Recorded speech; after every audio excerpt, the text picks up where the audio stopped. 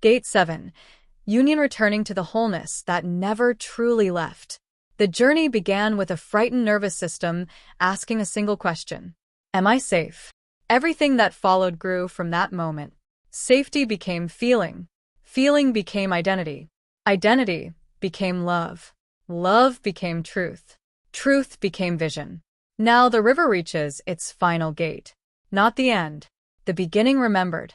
For the seventh gate is unlike every gate before it. The lower gates asked us to heal. The crown asks us to surrender. Not surrender through defeat. Not surrender through passivity.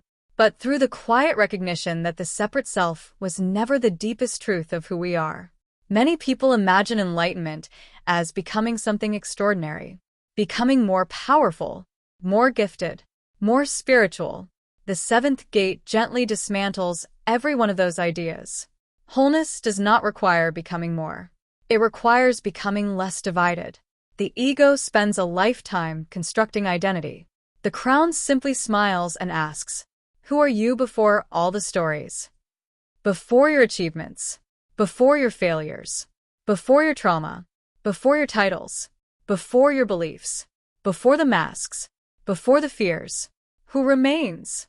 This question cannot be answered by thought. It can only be experienced. The seventh gate is often symbolized as the crown. Many imagine light bursting upward into the heavens. In Ion, I see something slightly different. Not energy escaping the body, energy completing a circuit. Everything we have explored throughout this journey points toward one simple principle. Healthy energy flows inward. It integrates. It ascends. It nourishes. It does not endlessly leak outward into unfinished stories. The crown is not an escape hatch. It is the point where the upward current finally reaches full coherence. Imagine electricity traveling through an entire circuit. Only when every connection is intact can the system function as designed. Likewise, the seventh gate depends upon every gate beneath it. The current cannot bypass safety. It cannot bypass feeling. It cannot bypass identity. It cannot bypass love. There are no spiritual shortcuts. The river honors every valley before reaching the sea. As the current rises through the spine, something extraordinary begins occurring. The body no longer functions as a collection of competing systems. The gates begin communicating. The nervous system settles. The heart and brain enter greater coherence. Breath becomes rhythmic. Awareness stabilizes. The spine carries a quality of charge no longer dominated by survival. Perhaps this was always its deeper purpose. Perhaps the spine was never merely structural. Perhaps it was always intended to become the great river carrying coherent life upward into the cranial system. Each vertebra protecting the ascent. Each gate refining the current. Each moment of integration allowing a little more life to rise. The ancients described this in symbols. Modern language describes it through neurology. Perhaps both are attempting to describe the same mystery from different directions. Imagine for a moment the cranial nerves, 12 pairs extending like living branches from the brain, receiving, sending, regulating, connecting nearly every major system of the body. Now imagine what happens when the signals continually arriving from below are dominated by fear. Every pathway becomes colored by survival, hypervigilance, defense, reaction. Now imagine those same pathways receiving increasingly coherent information, not because the brain has changed, because the river feeding it has changed. Safety, compassion, truth, presence, integration. The signal itself has become clearer. Perhaps awakening is not information arriving from somewhere outside ourselves. Perhaps awakening is the nervous system finally hearing what has always been present beneath the noise. One of the great illusions of the separate self is believing we must continually seek completion somewhere beyond ourselves. Another relationship, another qualification, another achievement, another spiritual experience, another teacher, another book, another answer. The seventh gate quietly interrupts this endless search, not because learning ends, because seeking from emptiness ends. There is a profound difference. Growth continues forever. Lack does not. The river finally discovers that what it has been searching for was the river itself. This is why peace feels so different from pleasure. Pleasure depends upon circumstance. Peace depends upon coherence. Pleasure comes and goes. Peace remains available beneath every experience. Even grief can exist within peace. Even challenge can exist within peace.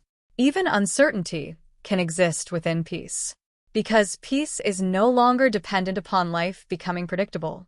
It emerges from no longer being divided against yourself.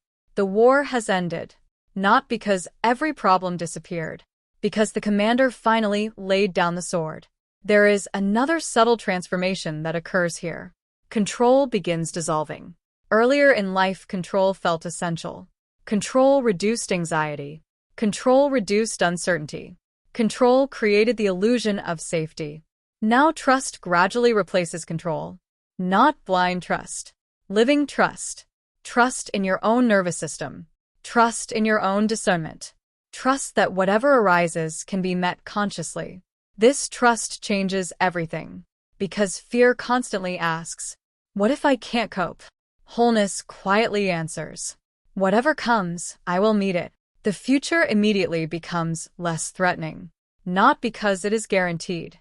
Because you no longer doubt your capacity to walk through it. Many people ask what enlightenment feels like. Perhaps it feels far less dramatic than we imagine. Perhaps it feels like no longer arguing with reality. No longer needing every person to agree with you. No longer forcing outcomes. No longer proving your worth. No longer defending an identity that has already dissolved. Perhaps enlightenment feels surprisingly ordinary. Simple. Present. Available. The extraordinary often hides inside simplicity. The integrated person drinks tea differently, walks differently, listens differently, not because they are performing spirituality, because there is less resistance within them. Life moves more freely. The seventh gate also transforms our understanding of service.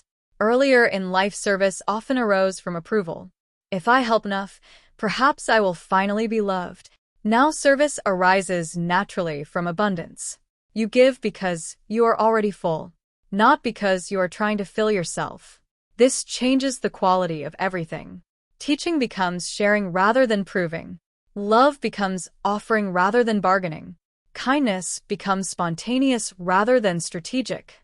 Nothing is forced. The river simply overflows because it is no longer leaking. One of the deepest truths revealed by the crown is that healing was never about perfection. Perfection is another disguise worn by fear. Healing has always been about integration. Every shadow welcomed. Every wound witnessed. Every emotion allowed to move. Every false belief examined. Every mask gently removed. Wholeness does not erase humanity. It embraces it completely. The integrated soul still experiences sadness. Still makes mistakes. Still grieves. Still learns. But none of these experiences threaten identity anymore. They simply become movements within consciousness. Clouds passing across an endless sky. Looking back across the seven gates, a beautiful pattern emerges. The first gate taught us to trust life. The second taught us to trust feeling. The third taught us to trust ourselves. The fourth taught us to trust love. The fifth taught us to trust truth.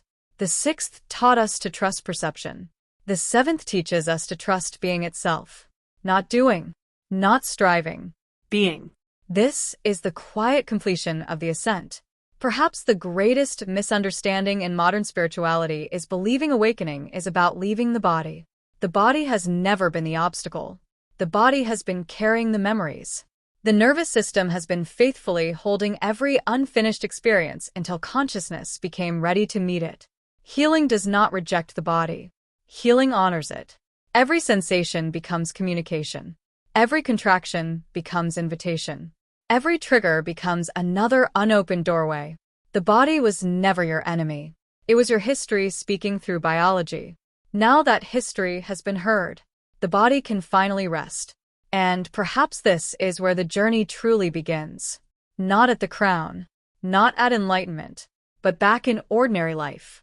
You wake, you breathe, you speak kindly, you tell the truth, you honor your boundaries, you notice your thoughts, you comfort the frightened child when fear returns. You no longer abandon yourself. Again, and again, and again. For the gates are not opened once. They are lived. Every day, every conversation, every decision, every breath. Integration is not an event. It is a way of being. The river continues flowing, not because it is searching, because flowing is its nature. The spine continues carrying life upward, not because it is trying to become spiritual, because coherence is the natural design of the human system. The gates continue refining the current, not because they seek perfection, because they remember what they were created to do. And as they remember, so do you. You remember that beneath every fear was always safety waiting to be reclaimed. Beneath every suppressed emotion was freedom waiting to move. Beneath every false identity was an authentic self waiting to emerge. Beneath every wound was compassion waiting to awaken. Beneath every silence was truth waiting to be spoken. Beneath every distortion was clear vision waiting to see. And beneath every fragment of the separate self, wholeness had been waiting all along. The journey was never about becoming someone new. It was always about removing everything that convinced you that you were anything less than whole. The river has reached the ocean, only to discover it was water from the very beginning.